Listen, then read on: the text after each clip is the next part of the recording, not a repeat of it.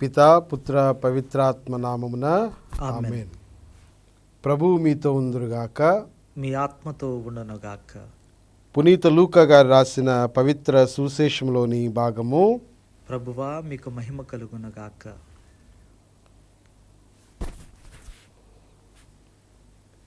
పునీత లూకా గారు రాసిన శుభవార్త 1వ అధ్యాయము 57వ వచనం నుండి 66వ వచనం వరకు మరియు 80వ వచనము. ప్రసవ కాలం రాగానే ఎలిజబెత్ అమ్మ కుమారుని కనెను. ప్రభువు ఆమె యందు గొప్ప కనికరము చూపినని విని ఇరుగు పొరుగు వారు చుట్టములను ఆమెతో కలిసి సంతసించిరి. 8వ నాడు ఆ శిశువునకు సున్నతి చేయవచ్చిరి. తండ్రి పేరును అనుసరించి జకరియా అని పేరు పెట్టదలచిరి. కానీ బాలుని తల్లి వారితో, అట్లు కాదు, యోహాను అని పేరు పెట్టవలెను అని పలికెను. అంతట వారు, మీ బంధువులలో ఆ పేరు గలవారు ఎవ్వరునూ లేరు కదా అని శిశువునకు నీవు ఏ పేరు పెట్టగోరుచున్నావు అని సైగలతో తండ్రిని అడిగిరి. అతడు పలక తెప్పించి వాని పేరు యోహాను అని రాయగా వారందరూ ఆశ్చర్యపడిరి. వెంటనే అతని నోరు తెరవబడి నాలుక పట్టు సడలి దేవుని స్తుతించుచు మాట్లాడసాగెను. ఇరుగు పొరుగు వారు ఈ అద్భుతమునకు భయపడిరి. ఈ సమాచారము యూదయ పర్వత ప్రాంతములందంతటను వ్యాపించెను. ఈ విషయములను వినిన వారందరూ ఈ పసిబాలుడు ఎట్టివాడగునో అని అనుకునిరి. ఏలైనా దేవుని హస్తము అతనికి తోడై ఉండెను. ఆ బాలుడు వృద్ధి చెందుచు ఆత్మబల సంపన్నుడాయెను. ఇజ్రాయేలు ప్రజలకు ప్రత్యక్షముగా ప్రబోధించు వరకు ఎడారిలో ఉండెను. ఇది క్రీస్తు ప్రభుని సువిశేషము. క్రీస్తువా మీకు స్తుతి కలుగునుగాక. క్రీస్తునాథుని యందు ప్రియ సహోదరి సహోదరులారా, దేవుని యందు ప్రియ విశ్వాసులారా, పవిత్ర శ్రీసభతో కలిసి ఈరోజు మనము పునీత బప్తిస్మ యోహాను గారి యొక్క జన్మదిన మహోత్సవాన్ని కొనియాడుతూ ఉన్నాం. ప్రవక్త దేవునికి ప్రజలకు మధ్య వారధిగాను, దేవుని యొక్క వాక్కును ప్రజలకు వినిపించేటువంటి గొంతుకగా ఉన్నారు అని పరిశుద్ధ గ్రంథము మనకు తెలియపరుస్తూ ఉంది. He is the voice of the lord. ప్రియ సహోదరి సహోదరులారా, పునీత యోహాను గారి యొక్క జననము అతి పవిత్రమైనటువంటిది. ఇది దేవుని యొక్క సంకల్పము అని మనందరికీ కూడా తెలిసినటువంటి అంశమే. శ్రీసభ చరిత్రలో 3 పుట్టినరోజులు మాత్రమే దైవార్చనలో మనం కొనియాడుతూ ఉంటాం. మొట్టమొదటిగా జూన్ 24వ తారీఖున పునీత బప్తిస్మ యోహాను గారి యొక్క జననము, సెప్టెంబర్ 8వ తారీఖున రక్షకుని కన్నతల్లి అయిన మరియ తల్లి యొక్క జన్మదినము, డిసెంబర్ 25వ తారీఖున మన ప్రభు అయినటువంటి యేసుక్రీస్తుని యొక్క జన్మదినాన్ని మనం కొనియాడుతూ ఉంటాం. దీనిని బట్టి పునీత యోహాను గారి యొక్క జననము ఎంత శ్రేష్టమైనదో, మరీ ముఖ్యంగా అతని యొక్క ప్రాధాన్యత ఎంత గొప్పదో అన్నటువంటి విశ్వాస సత్యాన్ని శ్రీసభ మనకు చెప్పకనే చెప్తూ ఉంది. రక్షణ ప్రణాళికలో ఆయన పోషించినటువంటి బాధ్యతను గురించి శ్రీసభ మనకు చెప్పకనే చెప్తూ ఉంది. ఆయన యొక్క జన్మదినాన్ని ఈ దైవార్చనలో కొనియాడటం ద్వారా. ప్రియ సహోదరి సహోదరులారా, యోహాను గారి యొక్క జననము, వారి యొక్క జనన కారణము ఏమై ఉంటుంది అని మనము పరిశీలించుకుంటే మనందరికీ తెలుసు. ఎందుకు యోహాను గారిని దేవుడు ఈ లోకంలో జన్మింపజేశాడు, ముదిసలి ప్రాయంలో ఉన్నటువంటి తల్లిదండ్రులకు దేవుడు యోహాను గారిని ఎందుకు ఇదిగో సంతానవరంగా ప్రసాదించారు అని మనం గనక ఆలోచిస్తే, ప్రియ సహోదరులారా, మనకు అర్థమయ్యేటువంటి ముఖ్యమైనటువంటి కారణము దేవుని యొక్క రక్షణ ప్రణాళికను ప్రకటించడం కొరకు, అదేవిధంగా ఈ లోకానికి మానవుడిగా రక్షకుడిగా జన్మించినటువంటి క్రీస్తు యొక్క మార్గాన్ని సిద్ధపరచడానికి దేవుని యొక్క దూతగా ముందు యోహాను గారు ఈ లోకంలో జన్మించి తన తర్వాత వచ్చినటువంటి క్రీస్తు ప్రభుని యొక్క రక్షకుని యొక్క మెస్సయ్య యొక్క మార్గాన్ని సిద్ధపరిచినట్లుగా మనం సువార్తలలో చదువుకుంటూ ఉన్నాం. యోహాను గారి యొక్క జన్మము దేవుని యొక్క సంకల్పం, దేవుడే ఏర్పాటు చేసుకున్నటువంటి ప్రణాళిక. దేవుని యొక్క ప్రణాళిక యోహాను గారి ద్వారా నెరవేరుతూ ఉంది. ప్రియ సహోదరి సహోదరులారా, మనం పుట్టకముందే దేవుడు నీ కొరకు నా కొరకు మనందరి కొరకు ఒక ప్రణాళికను రచిస్తూ ఉన్నారు. నీవు పుట్టకముందే నేను నిన్ను ఎన్నుకుంటిని అని దేవుని యొక్క వాక్యము మనకు సెలవిస్తూ ఉంది. ప్రియ సహోదరి సహోదరులారా, యెషయా గ్రంథములో 49వ అధ్యాయము 6వ వచనంలో మొదటి పట్టణంలో మనం చదువుతూ ఉన్నాం. ఏమని?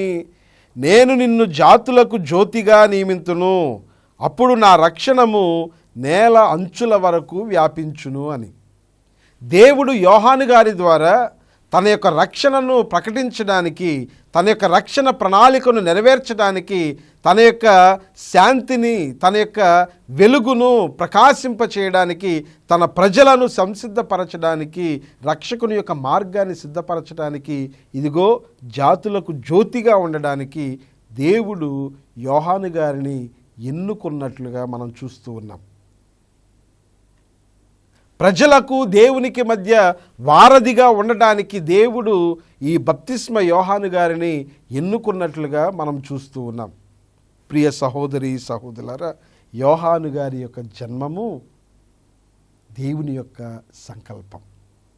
ఇక రెండవదిగా మనము పరిశీలించుకుంటే యోహాను గారి యొక్క జన్మము దేవుని యొక్క కృపకు నిదర్శనంగా మనం చూస్తూ ఉన్నాం.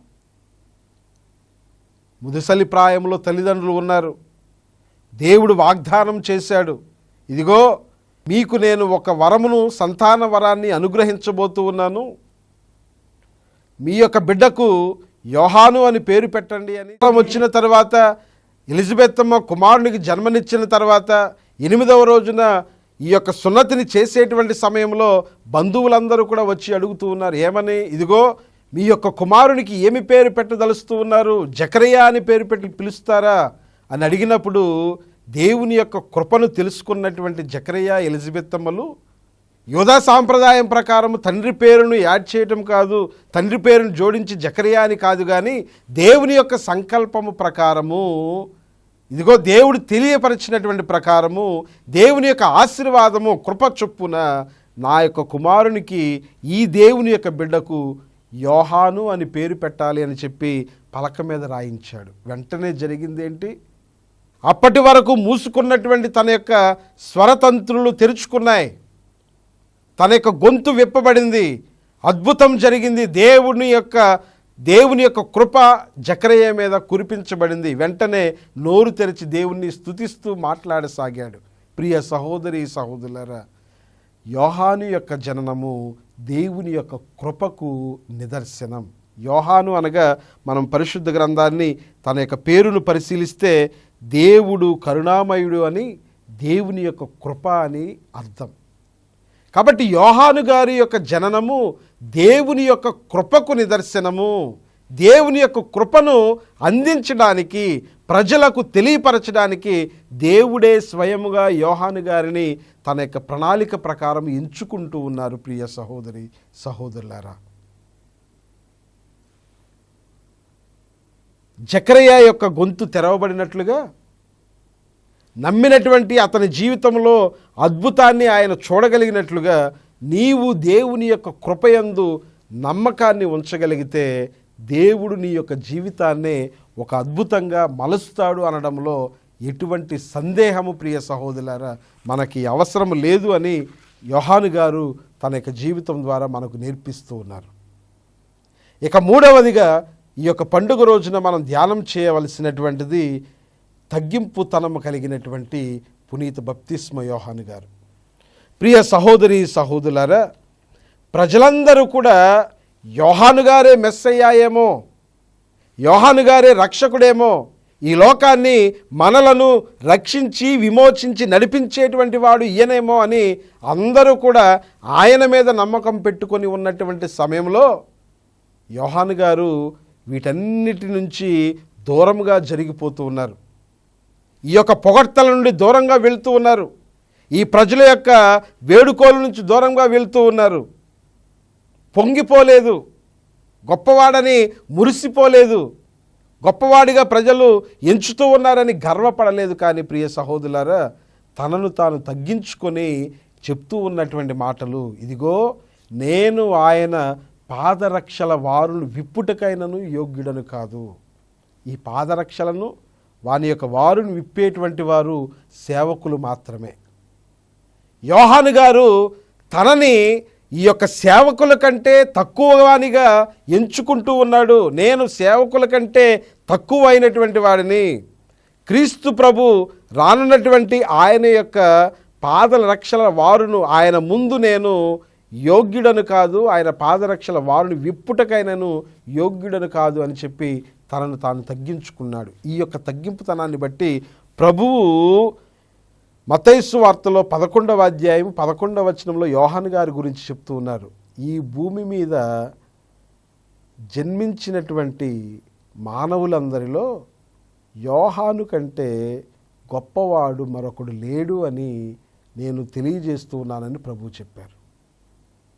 ఎందుకు ఈ మాటలు ప్రభువు చెప్తూ ఉన్నారు అంటే యోహాను గారిలో ఉన్నటువంటి తగ్గింపుతనాన్ని బట్టి. ప్రియ సహోదరులారా, నేను చాలాసార్లు ప్రసంగాలలో చెప్పి ఉన్నటువంటి మాటే ఏంటి అంటే, తగ్గింపుతనము, వినయము అనేటువంటిది క్రైస్తవులకు అలంకారమే కానీ అవలక్షణము కాదు. తగ్గింపుతనము, వినయము క్రైస్తవులకు, దేవుని యొక్క బిడ్డలకు అలంకారమే కానీ అది ఎప్పటికీ కూడా అవలక్షణము కాదు అని ప్రతి ఒక్క క్రైస్తవ విశ్వాసి, ప్రతి ఒక్క దేవుని బిడ్డ తెలుసుకోవలసినటువంటి ముఖ్యమైనటువంటి విశ్వాస సత్యము. నువ్వు తగ్గింపుతనం కలిగి ఉంటే, నిన్ను నీవు తగ్గించుకుంటే దేవుడే నిన్ను హెచ్చిస్తాడు. యోహాను గారు ఈ విధంగా తనను తాను తగ్గించుకున్నాడు.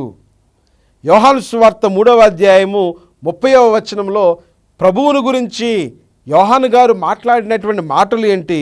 ఆయన హెచ్చింపబడవలెను, నేను తగ్గించబడవలెను.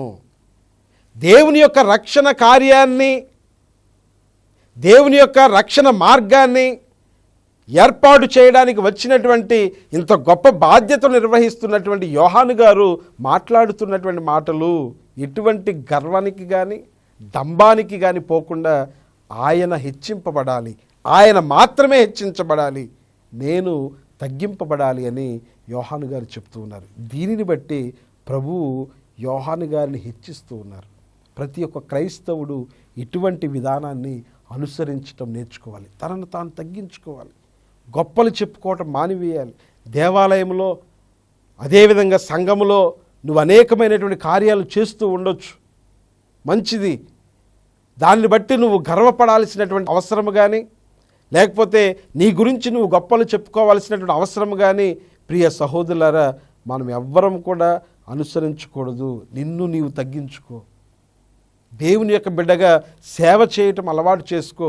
దేవుని యొక్క ప్రజలకు దేవునికి మధ్య నువ్వు వారధిగా ఉండటం నేర్చుకో. ప్రజలను దేవుని చెంతకు నడిపించటం నేర్చుకో. తప్పకుండా దేవుడు నిన్ను పరలోక రాజ్యంలో హెచ్చిస్తారు. కాబట్టి ప్రియ సహోదరులారా, ఈ యొక్క పండుగ రోజున పునీత్ యోహాను గారి యొక్క జీవితము మనందరికీ కూడా ఆదర్శం కావాలని కోరుకుంటూ ప్రార్థన చేద్దాం. మరీ ముఖ్యంగా మనకివ్వబడినటువంటి బాధ్యతలను సక్రమంగా నిర్వర్తించుదాం. ఈ నిర్వర్తించినటువంటి బాధ్యతలను బట్టి నిన్ను నీవు గొప్పగా ఎంచుకోకు. నీ బాధ్యతలు నీవు నిర్వర్తించు. దేవుడే నిన్ను హెచ్చిస్తారు, ఆశీర్వదిస్తారు. తగ్గింపుతనము, అదేవిధంగా వినయాన్వితమైనటువంటి జీవితాన్ని నువ్వు జీవిస్తే దేవుడే నీకు తన యొక్క కృపను హేరాళంగా కృమ్మరిస్తాడు. ప్రార్థన చేసుకుందాం. తలలు వంచండి. కృపాసత్య సంపూర్ణమైన దేవ, దయగల సర్వేశ్వర, బప్తిస్మ యోహాను గారి యొక్క జీవితాన్ని మా అందరికీ ఆదర్శంగా దయచేస్తూ ఉన్నందుకు నీకు లెక్కలేనటువంటి స్తోత్రాలు. ప్రభువా, యోహాను గారి వలె మేమందరము కూడా తగ్గింపుతనం కలిగి నీతి న్యాయములను అనుసరిస్తూ నీ యొక్క కృపకు పాత్రులయ్యేటువంటి భాగ్యాన్ని దయచేయండి. వినయము, తగ్గింపుతనమును అలంకారముగా మేమందరం కూడా భావిస్తూ నీ యొక్క కృపలో నీ వలె మేమందరం కూడా నీ యొక్క కృపకు పాత్రులయ్యేటువంటి భాగ్యాన్ని దయచేయమని మా ప్రభువైన క్రీస్తు ద్వారా అడిగి వేడుకొనుచున్నాము తండ్రి. ఆమెన్. ఆమెన్. ప్రభువు మీతో ఉందురుగాక. మీ ఆత్మతో ఉండునుగాక. సర్వశక్తి గల సర్వేశ్వరుడు పితా, పుత్ర, పవిత్రాత్మ మిమ్మందరిని దీవించి సదా కాచి కాపాడుదురుగాక. ఆమెన్. ఆమెన్. గుణదల మాత మా ఆశ్రయం, కరుణామయీ నీవే మా జీవనం, విజయవాడ వెలుగై నిలిచినవే మరియమ్మ, నీవే మా ధైర్యం.